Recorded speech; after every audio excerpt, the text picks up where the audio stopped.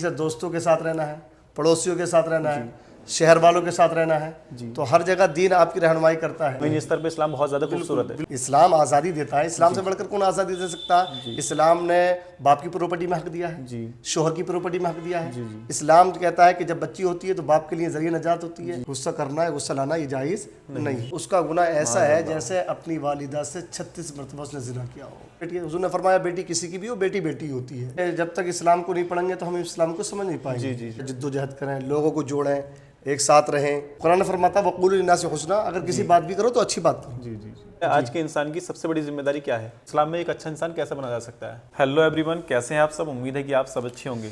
एक बार फिर हमारे साथ आज की पॉडकास्ट में एक खास मेहमान मौजूद हैं जिनका नाम है मुफ्ती राशिद साहब, जो कि भोजपुर में इमामत कर रहे हैं। जानते हैं सर से सर की जर्नी के बारे में और कुछ दीनी बातों में हम बातें आज रखने वाले हैं, जैसे कि एक अच्छा इंसान कैसे बन सकते हैं और कैसे दीन को सीख सकते हैं और कैसे हम लोग दीन के साथ चलकर अच्छा काम कर सकते हैं। तो सर आपका हमारी पॉडकास्ट में बहुत बहुत स्वागत है। जी शुक्रिया।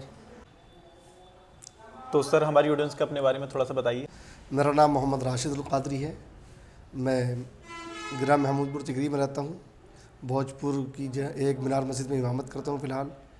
कौन सी मस्जिद बता रहे? एक मीनार मस्जिद। एक मीनार मस्जिद में जी मैं इमामत करता हूँ। जी तकरीबन मुझे 3 साल हो गए हैं यहाँ पर। जी अल्हम्दुलिल्लाह मैं दीन की काम कर रहा हूँ, खिदमत अंजाम दे रहा हूँ। और उसके अलावा भी मैं कई जगह पर इमामत कर चुका हूँ। जी मैंने तालीम हासिल की है इसी मदरसे से, इब्तिदाई तालीम फारूकिया मदरसे से। जी फिर उसके बाद मैं बरेली शरीफ जामिया रज़विया मंज़िल इस्लाम तशरीफ़ चला गया। जी वहाँ जाकर मैंने 4 साल तालीम हासिल की। फिर उसके बाद फिर मैं जामिया नईमिया मुरादाबाद आया। जी वहाँ से मैंने इफ्ता किया। मैंने ये तालीम का सफ़र मुकम्मल करने के बाद जी फिर मैंने दीन की खिदमत के लिए काम करना शुरू किया। जी इमामत की कुछ जगहों पर पढ़ाया। जी अल्हम्दुलिल्लाह आज आपके यहाँ में। अच्छा सर, कभी ऐसा महसूस हुआ है कि आपने जो अपनी एजुकेशन शुरू की है जी और जो भी आपने पढ़ाई बता रहे हैं आप फारूकिया में और नईमिया, और उसके बाद आप बता रहे शायद बरेली भी आपने तालीम हासिल की है, इस सफ़र में कहीं ऐसी रुकावट आई जिससे कभी लगा हो कि मुझे छोड़ देना चाहिए?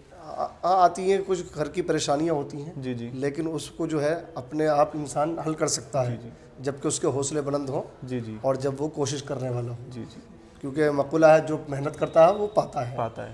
तो अगर कोई हल्की फुल्की मुश्किल आती भी है तो इंसान उसको हल कर सकता है और अपने तौर पर उसको हल करके आगे बढ़ सकता है। अच्छा हज़रत, एक और सवाल था इसमें, जैसे कि कई लोग दीनी तालीम हासिल करने के लिए घर से निकलते हैं, तो कोई एक दो कॉमन सी प्रॉब्लम जो उनके सामने आती हैं? जी वो ज़्यादा जो है प्रॉब्लम यही होती है कि थोड़ा घर से हालात खस्ता होते हैं। जी कुछ लोग बेहतर भी होते हैं, कुछ खस्ता हालात होते हैं, तो खर्चे अखराजात के कुछ परेशानियाँ होती हैं। तो इस बिना पर कुछ लोग ऐसे भी होते हैं जो दोस्तों के साथ रहने की बुनियाद पर सोबत बुरी होती है। तो उनके लिए असबाब भी होते हैं लेकिन फिर भी पढ़ाई की तरफ तवज्जो नहीं रहती है क्योंकि उनकी सोबत संगत सही नहीं है। तो इसलिए परेशानियाँ बढ़ती रहती हैं। लेकिन उनको हम हल कर सकते हैं, अच्छे दोस्त इख्तियार करें और जो हमारी अखराजात की या पैसे की परेशानियाँ कनात करके थोड़े बहुत पर सब्र करके हम कोशिश करें, खुद करने की भी कोशिश करें। क्योंकि हम जब बड़े हो जाते हैं तो इब्तिदाई तालीम तो छोटे बचपन में तो आती हैं जी घर से बाहर निकलते हैं। तो छोटे बचपन में तो वालिदैन का सहारा होता है, लेकिन बड़े होकर हम खुद भी कर सकते हैं। शुक्रिया, आपने इतनी जानकारी हमारी ऑडियंस को और हमको दी। मेरा आज का सवाल ये है सबसे पहला कि जैसे कि हम लोग सब कह सकते हैं कि जो भी दीन में लोग मुब्तला है और अपना बराबर काम कर रहे हैं, तो जैसे कई बार लोग होते हैं नमाज़ों से रोज़ों से दूर रहते हैं, तो इस लिहाज से मैं जानना चाहूँगा कि एक इस्लाम में एक अच्छा इंसान कैसे बना जा सकता है? इस्लाम में अच्छे इंसान वो बन सकता है जो इस्लाम की सारी बातों को फॉलो करें और नबी अकरम सल्लल्लाहु अलैहि वसल्लम के फरमीन पर अमल करें। और उसके लिए सबसे बेहतर है हुस्न अखलाक, हुस्न मुआमला। इंसान हर एक के साथ अच्छा बर्ताव करे, हुस्न सुलूक पेश करे और इंसान अल्लाह की इबादत करे। जब इबादत करता है तो दिल नर्म होता है। और जब दिल नर्म होगा तो लोगों के साथ अच्छा बर्ताव करेगा। और जब अच्छा बर्ताव करेगा इसी को हुस्न अखलाक कहा गया। इसलिए अच्छा इंसान अच्छा इंसान बन जाएगा। शुक्रिया, है ना। कुरान ने फरमाता वक़ूलू लिन्नासि हुस्ना, अगर किसी बात भी करो तो अच्छी बात करो, भलाई से बात करो, नरमी से भलाई से बात करो। तो ये हुस्न अखलाक आप पेश करेंगे तो इंसान अच्छा हो जाएगा। मेरा एक और सवाल है, आज के इंसान की सबसे बड़ी जिम्मेदारी क्या है? हाँ, इंसान की जिम्मेदारियाँ तो बहुत हैं।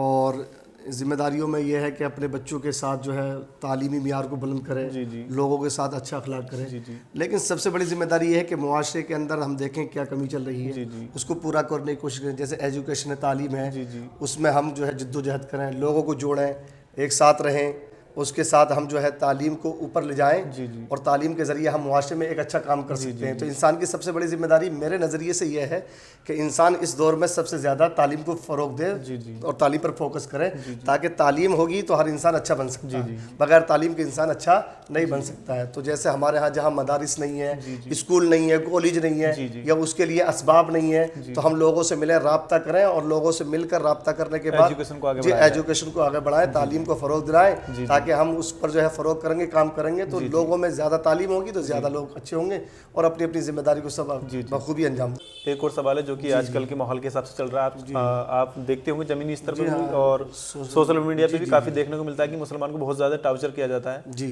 تو میں اس کے لحاظ سے جاننا چاہوں گا, جیسے کہ مان لیجیے کہ میں مسلم ہوں یا کوئی اور بھی مسلم ہے اور اس کے آس پاس میں کوئی اور دھرم کا کوئی انسان رہتا ہے ایز اے پڑوسی, تو اسلام اس سے برتاؤ رکھنے کے لیے کیا اجازت دیتا ہے؟ ظاہر سی بات ہے کہ جب تک اسلام کو نہیں پڑھیں گے تو ہم اسلام کو سمجھ نہیں پائیں گے. اور اسلام میں سب سے اہم چیز ہے نبی اکرم صلی اللہ علیہ وسلم کی سیرت طیبہ. تو ہمیں اپنے نبی صلی اللہ علیہ وسلم کی سیرت کو پڑھنا ہے, لوگوں کو وہ بتانا ہے تاکہ لوگ اس کو سنیں اور اس پر عمل کریں. ہمارے نبی صلی اللہ علیہ وسلم نے فرمایا جو اپنے لیے پسند کرو وہ پڑوسی کے لیے پسند کرو. اب یہاں پر یہ قید نہیں فرمائی حضور نے کہ اپنے مسلمان بھائی کے لیے, بلکہ پڑوسی کے لیے. اب وہ پڑوسی چاہے یہودی ہو, نصرانی ہو, ہندو ہو, غیر مسلم ہو, کسی بھی مذہب کا ہو, یہ قید نہیں ہے. پڑوسی ہے تو آپ کی ذمہ داری ہے کہ جس طرح آپ اپنا خیال رکھتے ہیں اپنے پڑوسی کا بھی خیال رکھیں. اور خود حضور اکرم صلی اللہ علیہ وسلم نے یہ کر کے دکھایا. آپ کی بارگاہ میں اگر کوئی یہودی بھی آیا ہے تو اس کو حضور صلی اللہ علیہ وسلم نے یہ نہیں دیکھا کہ یہودی ہے, بلکہ اس کے ساتھ حسن معاملہ کیا, حسن اخلاق پیش کیا. یہاں تک کہ حضور اکرم صلی اللہ علیہ وسلم نے ایک مرتبہ غیر کی بیٹی کو اپنی چادر عطا فرما دی. جو حاتم بن طائی کی بیٹی آئی تھی قید ہو کر, تو حضور اکرم صلی اللہ علیہ وسلم نے اپنی چادر تطہیر دی اور ان کے سر کو ڈھانپ دیا. جب لوگوں نے کہا یہ تو غیر کی بیٹی ہے, دشمن کی بیٹی ہے, حضور نے فرمایا بیٹی کسی کی بھی ہو, بیٹی بیٹی ہوتی ہے. تو اس طریقے سے حضور اکرم صلی اللہ علیہ وسلم کی سیرت ہے اور آپ نے حسن اخلاق پیش کیا ہے. تو پڑوسی وہ کسی دھرم کا ہو, کسی بھی مذہب کا ہو, اسلام یہ کہتا ہے کہ اس کے ساتھ اچھا سلوک کیا جائے, حسن اخلاق سے کام لیا جائے. تو ہم کہہ سکتے ہیں کہ سوشل میڈیا پہ جیسے اسلام کو دکھایا جاتا ہے ویسا اسلام بالکل نہیں ہے. جی نہیں, ایسا زمینی استر پہ اسلام بہت زیادہ خوبصورت ہے, بالکل خوبصورت ہے. اور اسلام اس بات کی جو ہے تعلیم دیتا ہے کہ آپ جو ہے کسی کے ساتھ اچھا برتاؤ کریں. میرا ایک اور سوال ہے, جیسے کہ ہم سوشل میڈیا وغیرہ پہ سنتے رہتے ہیں, آف لائن تو کم ہی سننے کو ملتا ہے, لیکن سوشل میڈیا کے دوارا وہ افواہیں کہہ لو آپ یا ریئل کہہ لو, جیسے کہ ابھی کچھ مدعے چل رہے تھے سوشل میڈیا پر کہ اسلام عورتوں کو اجازت نہیں دیتا کہ وہ اپنے حساب سے زندگی کاٹ سکیں. تو اس کے بارے میں ہماری آڈینس کو بتائیں کہ ایسا کیوں ہے اور کیوں ہوتا ہے. یعنی اسلام آزادی کا حق نہیں دیتا ہے, یہ کہنا چاہتے ہیں. ہاں تو کچھ میں بھی سنتا ہوں, ایسا آتا ہے, ویڈیو آتی ہیں اس طرح کی, لیکن ایسا ہے نہیں. اس لیے کہ اسلام نے عورت کو جو آزادی دی ہے وہ آزادی لوگ سمجھ نہیں پا رہے ہیں. جینے کی آزادی, رہنے کی آزادی, اس کی حفاظت کی آزادی, سب سے بڑی چیز ہے اس کی حفاظت. تو اسلام نے اس کو حفاظت اور محفوظ جو رکھا ہے وہ کسی اور چیز نے نہیں رکھا ہے. تو جس طرح دیگر لوگ عورت کو پلیٹ فارم پر لے آئے ہیں, بہت سارے اسٹیج پر لے آئے ہیں, اسلام اس کو منع کرتا ہے, کیونکہ عورت جو ہے ایک نازک چیز ہے اور ایک جو ہے احترام کی چیز ہے. اس لیے اسلام نے اور طرح عورت کا تماشا نہیں بنایا, بلکہ اسلام کہتا ہے کہ یہ محفوظ رکھنے کی چیز ہے, عزت والی چیز ہے, اس کو گھر میں رکھا جائے گا. آپ خود بتائیں کہ جو قدر والی چیز ہوتی ہے اس کو روڈ پر نہیں رکھا جاتا, صحیح بات ہے, اس کو جو ہے بازاروں میں نہیں رکھا جاتا, بلکہ اس کو گھر میں سنبھال کر رکھا جاتا ہے. اسی طرح عورت بھی ایک محترم چیز ہے, محتشم چیز ہے, عظیم چیز ہے, جس کو اللہ نے انسان کے سکون کے لیے بنایا ہے.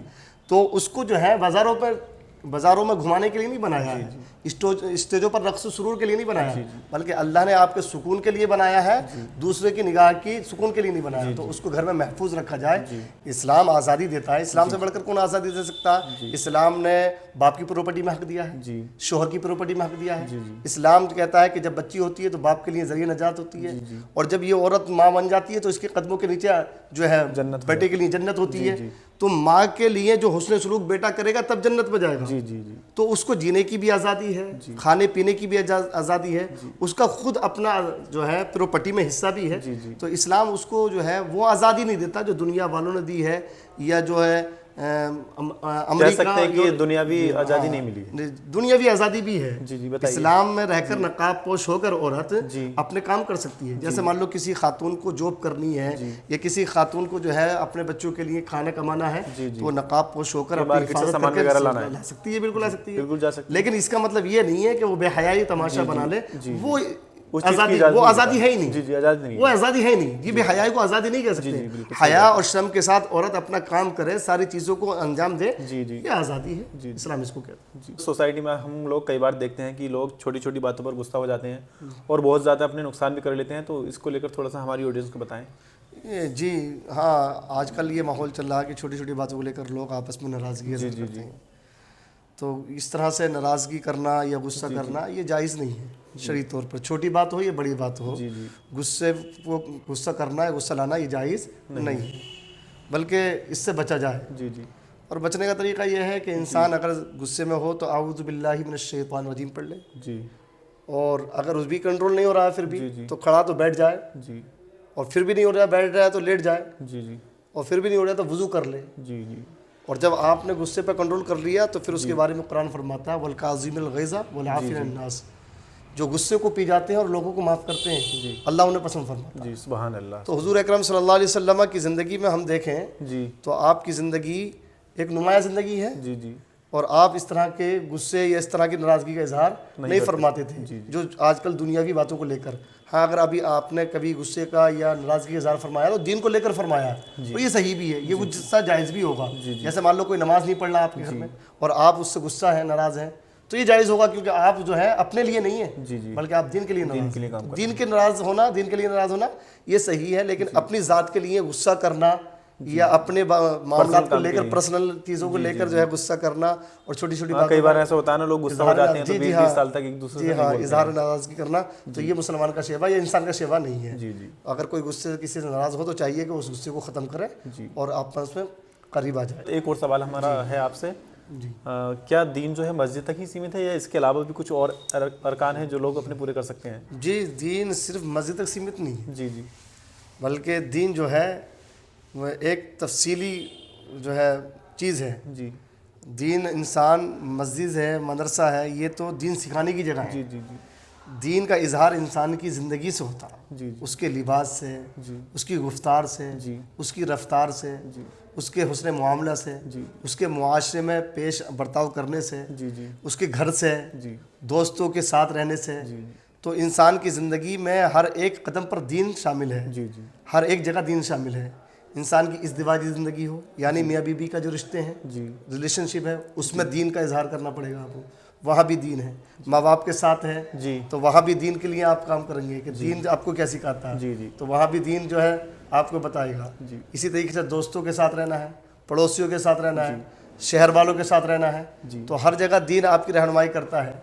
तो आपकी किरदार, रफ्तार और आपकी बातचीत से, आपके लिबास से, आपके चेहरे से, आपकी बात से ये मालूम होगा कि आप दीनदार हैं कि दीनदार नहीं हैं। खाली नमाज़ पढ़ने से मालूम नहीं होगा कि आप दीनदार हैं। हाँ, नमाज़ पढ़ने से इतना तो मालूम होता है कि आप नमाज़ पढ़ रहे हैं, एक दीन के आदमी हैं, लेकिन कोई ज़रूरी नहीं है कि आप वाकई दीनदार हैं। दीनदार सही वो है कि जो नमाज के साथ साथ अपने पूरी ज़िंदगी में दीन को उतार लाए, अपने खाने पीने, रहने सहने में, रोड़ने बिछाने में, सोने जागने में पूरी ज़िंदगी दीनी बनाए। दीन इस चीज़ का नाम है। अच्छा हजरत, अभी आपने बीच में दोस्तों की बात की थी, तो एक मेरा सवाल था। मैं सुनता रहता हूँ, अभी ये नहीं कह सकता कि इतने हद तक वो ठीक है। जी जी जैसे कि मैंने सुना है कि हम लोग जैसे कई बार 2-4 दोस्त होते हैं और वो लोग आपस में कुछ चीज़ खाते हैं, चीज़ का मतलब ये है कि कुछ भी खाना पीना जो भी जायज़ चीज़ है, तो मैंने सुना है कि उसका आखिरत में हिसाब नहीं है जो दोस्तों के साथ खर्च करते हैं। नहीं, ऐसा नहीं है। नहीं है? जी, सुना है अगर हाँ हिसाब तो मैं बताऊँ आपको, अगर आप अपनी खुशी से खिला रहे हैं जी जी तो ये तो फतन आप खिला रहे हैं, कोई हिसाब नहीं है। जी जी लेकिन कुछ दोस्त ऐसे होते हैं जो जबरन खाते हैं, जी जी मजबूर करते हैं, जी। तो इसका तो हिसाब होगा आपसे। नहीं, जैसे मान लीजिए 4 लोग हैं और वो खुश हैं चारों, उनमें से कोई एक पैसे खर्च करना चाहता है, हाँ, तो वो अपनी खुशी से खिला रहा है तो उसमें कोई हर्ज नहीं है। वो उसको अल्लाह ने दिया है, अपने दोस्तों पर खर्च कर रहा है तो कोई मुश्किल नहीं है। अच्छा, फिर ऐसी कंडीशन में मान लीजिए कि किसी पे ज़्यादा पैसा है और कोई ज़्यादा अच्छी लग्जरी लाइफ जीता, तो उसके बारे में कुछ? जी, ये चीज़ मुबाह है, जी, लेकिन लग्जरी लाइफ जीने के मुबाह का साथ मतलब बताइए। जायज़ है। जायज़ है। हाँ जी यानी उसको अल्लाह ने दिया है तो उसको इस्तेमाल करना जायज़ है, इसमें कोई बात नहीं है। लेकिन वो शरीय तौर पर पैसा कमाता हो और उसका पैसा नहीं, कई बार चीज़ें ये भी सुनते हैं ना इस्लाम में कि जैसे किसी के पास ज़्यादा पैसा है तो उसको उतना ही मकान बना लेना चाहिए जितनी उसकी ज़रूरत है। जी जी, ये सारी चीज़ें फालतू हैं कि जायज़ है? उसको कुरान ने फरमाया इन्नल मुबद्दिरीन कानू इख्वान शयातीन, जी जी जो फजूल खर्ची करते हैं وہ شیاطین کے بھائی ہیں. جی. فضول خرچی، مثلا آپ کا کام جو ہے 1-2 جوڑے چل رہا ہے جی جی اور آپ 50 بنا رہے ہیں جی تو 1-2 جوڑا 3-4 جوڑے تو آپ کو ٹھیک ہے کہ کہیں جاتے ہیں آتے ہیں تو ٹھیک ہے، لیکن آپ 50 جوڑے بنا رہے ہیں اور ان کا استعمال بھی نہیں کر پا رہے ہیں اور آپ کو وقت بھی نہیں ہے اتنا کہ 50 جوڑے روزانہ پہنے. تو یہ جو آپ نے زائد بنائے نا 5 کے بعد 45، یہ جو ہے ظاہر سی بات ہے مبذرین کے اسلام منع کرتا ہے اس کو. جی اسلام فضول خرچی ہو جائے گی. اسی طریقے سے آپ ایک موبائل سے کام کر سکتے ہیں، زیادہ 2 موبائل سے کام، لیکن آپ شوق کے لیے رکھے ہوئے 4-5 موبائل اور آپ کو جو ہے صرف 1 موبائل کام کر رہا ہے یا 2 موبائل، تو یہ جو زائد ہے یہ آپ کے لیے کام آنے والا نہیں ہے. تو یہ مبذرین کے بچنا چاہیے، جی ہاں بالکل بچنا چاہیے. اسی طریقے سے اسلام پانی کو خرچ کرنے کو منع فرماتا ہے. تو اسی طریقے سے کوئی کھانے پینے کی چیزیں ہیں آپ استعمال میں لاتے ہیں، کھائیے، مباح ہے، لیکن اگر آپ کھانے کے ساتھ ساتھ اتنا لائیں کہ وہ بیکار جائیں اور ان کو کسی کو غیر کو دے بھی نہیں رہے آپ، تو یہ سب جو ہے فضول خرچی. اچھا حضرت، کھانے کے اوپر پھر بات آ گئی تو بات تھوڑی آگے بڑھ گئی ہے. کھانے کے ساتھ جیسے کہ ہم لوگ کولڈ ڈرنک وغیرہ پیتے ہیں تو یہ کہاں تک ٹھیک ہے؟ کولڈ ڈرنک کی شرعی حیثیت میں سمجھتا ہوں کہ اگر علماء محققین نے اس پر ابھی جو ہے کوئی گفتگو ہم نے سنی نہیں ہے اور سوشل میڈیا پہ آتی رہتی باتیں کہ فلاں چیز بنائی گئی ہے، اگر اس کے اندر کوئی ایسی چیز نہیں ہے جس کو شریعت حرام قرار دیتی ہے، جیسے الکوہل ہے یا کوئی اور چربی وغیرہ کی جو آمیزش سنتے ہیں ہم، اب کیا حقیقت میں اس کو جانتا نہیں ہوں، اگر کسی ناجائز جانور کی چربی وغیرہ کا آمیزش نہیں ہے، الکوہل کی آمیزش نہیں ہے، حرام چیزوں کی آمیزش نہیں ہے تو اس کے پینے میں کوئی حرج نہیں ہے. اور اگر کوئی ناجائز حرام چیز کی آمیزش ہے تو یقینی طور پر معلوم ہے یا کوئی اس کو جو ہے تحقیق کرنے والا بتاتا ہے تو پھر اس سے بچنا چاہیے. اچھا جی حضرت، تو پھر ایک اور بات بتا دیجیے، کھانے پینے کی باتیں چل ہی رہی ہیں تو کہ اسلام میں کھڑا ہو کے کھانا یا پینا کیسا ہے؟ ہاں یہ بہت اہم سوال ہے ہم کا، اور یہ آج کے دور میں بہت رائج ہو چکا ہے اور ہر آدمی اس سے بچنا بڑا مشکل ہو چکا ہے، خاص کر شادی اور کسی فنکشن کے موقع پر. زیادہ تر شادی بیاہ میں اور فنکشنوں کے موقع پر ہم دیکھتے ہیں کہ عوام کیا خواص بھی اس میں ملوث ہو جاتے ہیں، کیونکہ ہم جیسے لوگ بھی جب جاتے ہیں تو بیٹھنے کی جگہ نہیں ملتی ہے تو بڑا مشکل ہو جاتا ہے. تو یہ سوال آپ کا اہم ہے، میں اس پر تھوڑی سی گفتگو کر دیتا ہوں. دیکھیے کھانے پینے سے شریعت نے منع فرمایا کھڑے ہو کر کھانا پینا، یہ منع ہے بغیر کسی عذر شرعی کے. اگر آپ بیٹھ نہیں سکتے ہیں یا آپ کو کوئی پریشانی ہے تو آپ کھا سکتے ہیں، پی سکتے ہیں کھڑے ہو کر، لیکن اگر آپ بیٹھ سکتے ہیں، انتظام کر سکتے ہیں اور کوئی عذر شرعی بھی نہیں ہے تو اگر آپ کھڑے ہو کر کھاتے پیتے ہیں تو یہ جائز نہیں ہے. اس سے رسول کریم صلی اللہ علیہ وسلم نے منع فرمایا. حدیث پاک میں آتا ہے. تو حضرت یہ بتائیے، آپ کی بات میں بات پوری کر دیتا ہوں. حضور اکرم صلی اللہ علیہ وسلم نے اپنی زندگی میں کھڑے ہو کر نہیں کھایا نہیں پیا. اچھا حضرت، تو ایسی کنڈیشن مان لیجیے کسی کی شادی میں آپ گئے اور وہاں پر کھڑے ہو کے یا اسٹینڈرڈ جس کو آج کل بولتے ہیں کھانا کھا رہے ہیں، تو اس کنڈیشن میں جیسے آپ گئے یا میں گیا اور بھی بہت سارے لوگ گئے، تو کچھ کی کنڈیشن تو یہ ہے کہ وہ بیٹھ کے کھا سکتے ہیں، ان کو جگہ مل جاتی ہے. کچھ لوگ ایسے ہیں کہ مجبوری میں کھڑے ہو کے کھاتے ہیں اور کچھ ان میں ایسے ہوتے ہیں کہ جان بوجھ کے بھی کھڑے ہو کے کھانا کھا لیتے ہیں. تو ایسے میں جو وہ کھڑے ہو کے مجبوری میں مطلب جو بیٹھ کے کھانا چاہتے ہیں ان کو جگہ نہیں مل پا رہی ہو اور انہوں نے کھڑے ہو کے کھا لیا، تو اس کنڈیشن میں اس کا گناہ گار کون ہوگا؟ ظاہر سی بات ہے اس میں سبھی ملوث ہیں، زیادہ فنکشن کرنے والے تو وہ کر رہے ہیں تو انتظام کر رہے ہیں بیٹھنے کا، اور بیٹھنے کا انتظام نہیں کر سکتے تو پھر مہمانوں کو بلانے کی ضرورت بھی نہیں ہے. جب بلا رہے ہیں آپ تو ان کو بیٹھنے کا، جب اتنا بڑا کھانے کا انتظام کر سکتے ہیں آپ تو ظاہر سی بات ہے بیٹھنے کا انتظام کر سکتے ہیں. تو اگر اس کے باوجود کسی کو کھڑے ہو کر کھانے کی مجبوری ہو گئی ہے تو میں کہتا ہوں حتی الوسع اس کو کوشش کرنی چاہیے کہ بیٹھ کے کھائے. اچھا حضرت، ایک اور بار اگر وہ نہیں بیٹھ سکتا ہے تو پھر کھا لیا تو ظاہر سی بات ہے کہ اس کو جو ہے اتنا بڑا گناہ گار تو نہیں ہوگا، لیکن اس سے پھر بھی بچنے کی کوشش کریں. اچھا حضرت، کئی بار ایسا ہوتا ہے ہم لوگ بارات وغیرہ میں، آپ بھی جاتے ہیں ہم بھی جاتے ہیں، تو ساری بارات کو تو اسٹینڈرڈ لیول پہ کھلوا دیتے ہیں، لیکن جو مین بندہ ہوتا ہے شادی میں وہ خود بیٹھ کے کھاتا ہے، تو اس کے لیے کیا کہنا چاہیں گے؟ ظاہر سی بات ہے کہ یہ اس کو بھی پھر کھڑے ہو کے کھانا چاہیے نا. طریقہ غلط ہے. آپ جو ہے وہ بیٹھ کے کھا رہا تو وہ تو شریعت کو فالو کر رہا ہے ایسا لگتا ہے، لیکن اوروں کو آپ کھڑے ہو کے کھلا رہے ہیں تو یہ توہین ہے ان لوگوں کی جن کو آپ کو کھڑے جو لوگ بارات میں گئے ان کی توہین ایک طرح سے. ان کو بھی انسان سمجھیے. کیا کہنا چاہیں گے آپ؟ ہاں تو میں سمجھتا ہوں کہ جب آپ دولہا کو اور اس کے ساتھ والوں کو بیٹھ کے کھلا رہے ہیں تو میں کہوں گا لوگوں سے کہ آپ ان لوگوں بھی تو مہمان ہیں، وہ بھی مہمان ہیں. میں بھی یہ کہہ سکتا ہوں کہ میری اپنی جو سمجھ ہے کہ جب بارات میں ایسا کچھ طے ہوتا ہے کہ سامنے والی پارٹی آ رہی ہے کوئی بارات لے کر، اس کی ریکوائرمنٹ ہے کہ میں اسٹینڈر لوں گا، تو لڑکی والا بھی یہ بات اس سے کلیئر کر دے کہ آپ کو بھی کھڑے ہو کے ہی ملے گا. جی کھڑے ہو کے ملے گا تاکہ جو ہے اس کو شعور آ جائے کہ اور لوگ بھی تو انسان ہیں. باقی کے لوگ تو پریشان رہتے ہیں، خود کے لیے چیئر پڑ جاتی ہے، ٹیبل مل جاتی ہے، خود تو کھا رہے ہیں اور پریشان ہے. تو یہ پریشان کرنا صحیح نہیں ہے. جس طرح آپ کی عزت ہے اوروں کی بھی عزت ہے، اور بھی مہمان ہیں، آپ بھی مہمان ہیں، تو اس لیے سب کا ادب رکھا جائے اور ادب اسی میں ہے کہ بیٹھ کر کھانا کھلایا جائے اور کھایا جائے. حضرت جیسا کہ آپ دیکھ رہے ہیں دنیا میں بھی اور آس پاس کے ایریے میں بھی ہم لوگ دیکھتے رہتے ہیں کہ بہت سارے لوگ کام میں اتنے زیادہ بزی ہو جاتے ہیں کہ نماز ٹائم پر نہیں مل پاتی ہے ان کو. یا کئی لوگ ایسے ہوتے ہیں کہ آپ جمعے کی نماز میں ہم دیکھتے ہیں جماعت ہوتی، کئی لوگ بھاگ جاتے ہیں اپنے کاروباروں پر. تو نماز کو اور اپنے بزنس کو دونوں کو کیسے میں کہہ سکتا ہوں کہ ایک سسٹمیٹیکل یا بیلنس کیسے بنایا جائے؟ بیلنس کیسے بنایا؟ جی جی ہاں، بہت اچھا سوال ہے آپ کا، اور یہ اس دور کے حساب سے اہم سوال ہے. جی جی میں اس پہ آپ سے عرض کروں گا کہ جس طرح ہماری زندگی میں نماز ضروری ہے، جی جی اسی طریقے سے ہماری زندگی میں ہمارا کھانے پینے کے اسباب اور جو ہے رزق کے لیے محنت کرنا بھی، جدوجہد بھی ضروری ہے. تو ظاہر سی بات ہے دونوں کام ضروری ہیں. اگر ہم نماز پڑھتے ہیں اور کھانے کمانے سے بچتے ہیں تو ہماری زندگی کے جو معاملات ہیں وہ رہ جائیں گے. اور اگر ہم کھانے کمانے میں رکھتے ہیں تو پھر عبادت سے محروم رہ جائیں گے. بالکل. تو اس کو ضروری ہے کہ ہم دونوں کو جو ہے لے کر چلیں، بیلنس بنائیں. لیکن آج کے دور میں انسان نے اس بیلنس کو خود خراب کر رکھا ہے، اور وہ اس طرح خراب کر رکھا ہے کہ انسان کی خواہشات اور اس کی جو ہے حوث بڑھتی جا رہی ہے. اگر انسان کے پاس اس کی ضروریات کے لیے چیزیں ہیں بھی تو اس کے باوجود بھی انسان اس کو ڈبل کرنے کی کوشش کرتا ہے، بلکہ ٹیبل کرنے کی کوشش کرتا ہے، اور انسان کی جو ہے یہ خواہش طویل ہوتی جاتی ہے. اس عمل طول کی وجہ سے، یعنی اس لمبی آرزو کی وجہ سے انسان کا بیلنس خراب ہو رہا ہے. اب رہا معاملہ یہ کہ بچوں کو کیسے کھلائے، اپنے آپ کو کھلائے. تو قرآن فرماتا ہے رزق تو ہم دیتے ہیں نا. اللہ فرماتا ہے ہم نے تم کو پیدا کیا ہے، رزق ہم دے دیں، لیکن ہم نے تم کو پیدا کیا ہے تو اپنی عبادت کے لیے پیدا کیا ہے. عبادت کرو گے تو رزق میں برکتیں ہم دیں گے.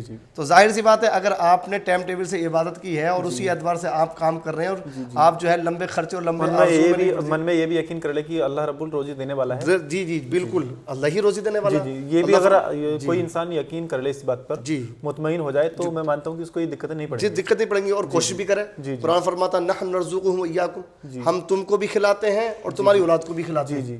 تو قرآن پاک فرماتا ہے رزق تو ہم دیتے ہیں، ذمہ داری ہماری رزق دینے کی، تم صرف کوشش کرو. لیکن کوشش کا مطلب یہ نہیں ہے کہ آپ جو ہے سارا وقت جو ہے کاروبار میں لگا دیں، نماز کے لیے نکالیں. آپ نماز پڑھیں، فجر کی ٹائم کا لحاظ رکھیں، وقت کا لحاظ رکھیں، ٹائم سے سوئیں، ٹائم سے اٹھیں، اور اپنے کام کو اسی ٹائم میں لگائیں. جتنا کام ہے وہ کام کے اعتبار سے ٹائم کو وقف کریں، اور پھر اس کو واقعی وقت کو نماز میں لگائیں. انشاءاللہ تعالیٰ میں سمجھتا ہوں کہ دونوں کام ہو جائیں گے. میرا بھی حضرت ایسا ماننا ہے کہ نماز کسی بھی کام میں رکاوٹ نہیں ہے. نہیں بنتی، نہیں بن سکتی. آپ مسجد میں نماز پڑھ لیں، ٹھیک ہے، نماز اب وقت ہو گیا، آپ سفر میں ہیں، وہاں آپ 5 منٹ روک کے گاڑی نماز پڑھ سکتے ہیں. اگر کہیں آپ جو ہے باہر ہیں وہاں نماز پڑھ سکتے ہیں. تو نماز کے لیے آپ کو کتنا ٹائم چاہیے؟ زیادہ 10 منٹ 15 منٹ، اس سے زیادہ تو اور ٹائم لگتا نہیں ہے نماز میں. آپ کا سارا وقت تو نماز میں نہیں لگے گا نا.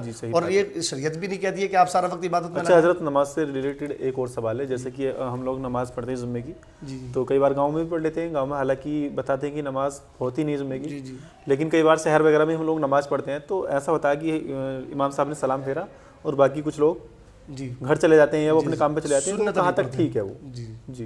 وہ اصل میں اگر آپ جو ہے نماز پڑھ رہے ہیں، جمعہ پڑھ لیا آپ نے یا فرض ادا کر لیا اور سنت نہیں پڑھتے ہیں آپ، سنت موقدہ، تو ظاہر سی بات ہے حدیث پاک میں اس کے لیے بڑی ملامت آئی ہے. بتائیں تھوڑا سا. بلکہ اس کو جو ہے حدیث پاک میں مستحق نار کہا گیا. اگر کسی نے بلا عذر شرعی سنت موقدہ کو چھوڑ دیا، یعنی آپ کے پاس وقت بھی ہے اور آپ صحیح سالم بھی ہیں، اور اس کے باوجود بھی. اچھا حضرت، یہ سنتیں کون سی ہوں گی جو نماز سے پہلے 4 رکعت ہوتی ہیں کہ بعد میں 2 رکعت جو ہوتی ہیں؟ جی، نماز سے پہلے 4 رکعت والی بھی سنت موقت ہوتی ہے ظہر میں، اور بعد والی بھی 2 رکعت سنت موقت ہوتی ہیں، باقی نفل ہوتی ہیں. اور اسی طریقے سے مغرب 2 رکعت جو ہوتی ہیں بعد والی، یہ جو ہے سنت موقت ہے. عشاء کی جو بعد والی ہیں یہ سنت موقت ہے. فجر کی جو ہے یہ سنت موقت ہے. تو یہ وہ سنتیں ہیں جن کا پڑھنا ضروری ہے، جن کی تاکید ہے حدیث پاک میں، تاکید ہے کہ ان کو پڑھیں آپ.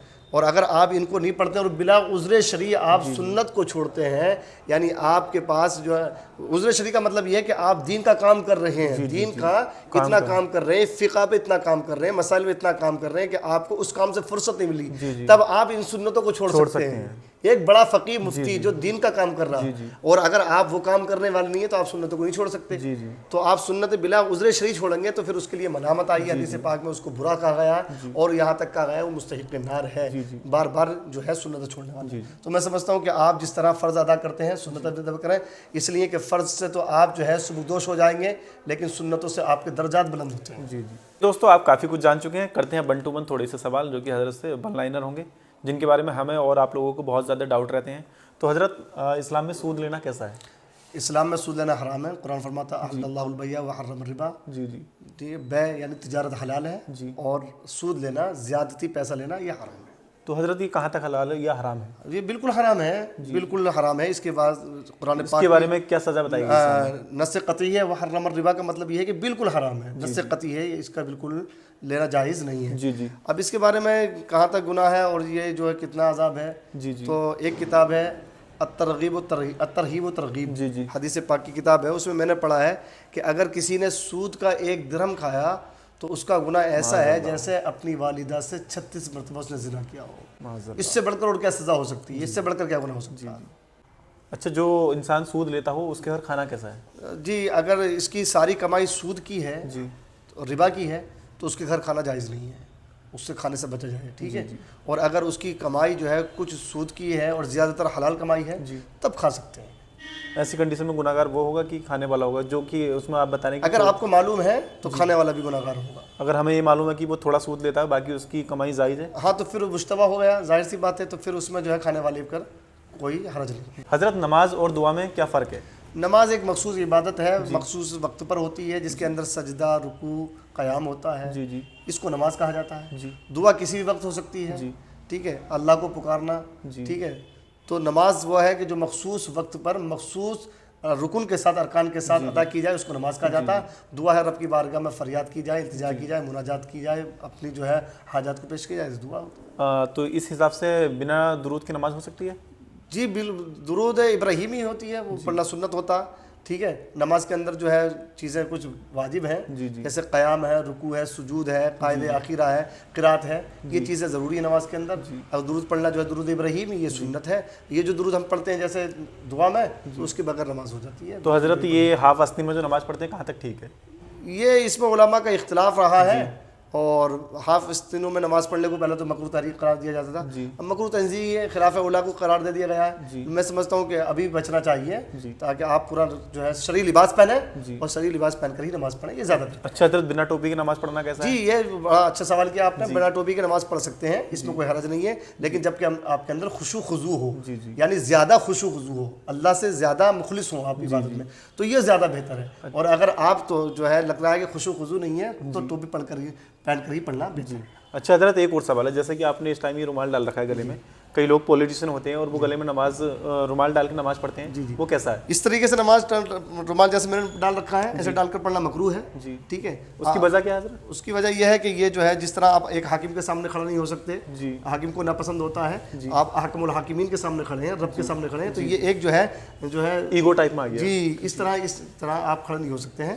ایک ادب کے دائرے میں کھڑے ہوں، اس طرح رومال ڈال کر آپ نماز پڑھ سکتے ہیں. ایک اور سوال ہے کہ موزے پہن کے نماز ہو سکتی ہے؟ جی ہاں، موزے اگر آپ صاف پاک ہیں تو نماز ہو جائے گی، اس میں کوئی مشکل. حضرت آپ نے بھی چشمہ لگا رکھا ہے اور میں نے بھی. جی ہاں. کئی بار میں نے کئی مرتبہ یہ سنا ہے کہ چشمہ لگا کے نماز ہو سکتی ہے کہ نہیں؟ جی نماز ہو جائے گی. مومن کی نماز ایک کتاب ہے، اس کے اندر یہ دیا ہے کہ نماز ہو جائے گی، لیکن بہتر یہی ہے کہ آپ چشمہ اتاریں تاکہ آپ کی پورے مواجہت زمین پر. جی جی. کیا اس دور میں حضرت، سوشل میڈیا کے دور میں آپ دیکھ رہے ہیں سب لوگوں کے پاس فون ہے، ایک تو ہے ہی نارمل، ورنہ کسی کے پاس آپ دیکھ سکتے ہیں 2 فون بھی ہوتے ہیں. کیا اس موبائل سے دین سیکھنا کیسا ہے؟ دین سیکھنا تو بہتر یہی ہے کہ علماء سے سیکھا جائے، لیکن موبائل کے ذریعے بھی ہم دین سیکھ سکتے ہیں. اس کی کچھ شرطیں ہیں. جیسے آپ کا یہ چینل ہے، اس پہ علماء معتبر آئیں گے، علماء جو ہے قابل علماء آئیں گے، علماء اہل سنت آئیں گے، تو ان کی باتوں کو سن کر آپ دین سیکھ سکتے ہیں. تو ہمیں یہ دیکھنا ہوگا موبائل پر کہ یہ چینل کس کا ہے، کون لوگ بات کر رہے ہیں. تو اگر آپ کے نظریے سے اور آپ کے ذہن میں اور آپ کو یقین ہے کہ اچھے لوگ ہیں، علماء اہل سنت کا پلیٹ فارم ہے، تو آپ اس سے دین سیکھ سکتے ہیں. ہر آدمی کو نہیں سن سکتے آپ. اچھا حضرت، ایک اور سوال میرے ذہن میں ابھی آیا ہے. جیسے بہت سارے لوگ ابھی سعودی وغیرہ یا ادر کنٹری میں رہتے ہیں، تو ابھی میرے ایک دوست تھے تو کوئی ایسی کنڈیشن ہو گئی تھی کہ موبائل پہ نکاح پڑھانا یا پڑھنا کیسا ہے؟ جی موبائل پر نکاح پڑھنا صحیح نہیں، درست نہیں. کئی بار میں نے سوشل میڈیا پہ ایسا ہوتا ہے کہ ویڈیو کال پہ نکاح پڑھا دیتے ہیں. اس کے لیے جو ہے گواہ کا ہونا ضروری ہے. جی اور گواہ جو ہے سوشل میڈیا پہ آپ دیکھتے ہیں کتنی چیزیں جو اے آئی کے ذریعے بنا دی جاتی ہیں، اس کو یقین میں تبدیل نہیں کیا جا سکتا. تو حضرت ایسی کنڈیشن میں جن لوگوں کے نکاح موبائل پر ہو گئے ہیں یا ویڈیو کال کے ذریعے، تو شرعی طور پر وہ نکاح نہیں مانا جائے گا. میرے نظریے تو یہی ہے. کیونکہ شرعی طور پر نکاح ہے جب 2 گواہوں کی موجودگی میں نکاح کیا جائے، لڑکی کی اجازت ہو، لڑکا اس کو قبول کرے. نہیں تو حضرت گواہ جو ہے، گواہ تو جیسے مان لیجیے وہ لڑکا کسی گاؤں کا ہے، وہاں سے 2 گواہ مل جائیں گے. جی مل جائیں گے گواہ، لیکن ایسی کنڈیشن میں کیا کریں گے آپ؟ گواہ مل جائیں گے، لیکن یہ جو اجازت دینے والی لڑکی ہے کہ واقعی وہی لڑکی ہے، اس کا کیسے یقین ہوگا؟ اے آئی کا دور ہے. جیسے کہ ویڈیو کال کر لیں، آپ فون پہ بات کر لیں. ویڈیو کال کر لیتے ہیں، لیکن اس کے باوجود بھی اس سے بچا جائے. मेरा नजरिए बेहतर नहीं है। बेहतर नहीं है। आपने قیمتی وقت دیا اس کے لیے تہہ دل سے آپ کے شکر گزار ہیں. اور دوستوں ایسی ہی ویڈیو دیکھنے کے لیے ہمارے پیج کو فالو کریں, سبسکرائب کریں جس کا نام ہے گو ود می 0. ملتے ہیں اگلی ویڈیو میں, تب تک کے لیے تھینک یو سو مچ.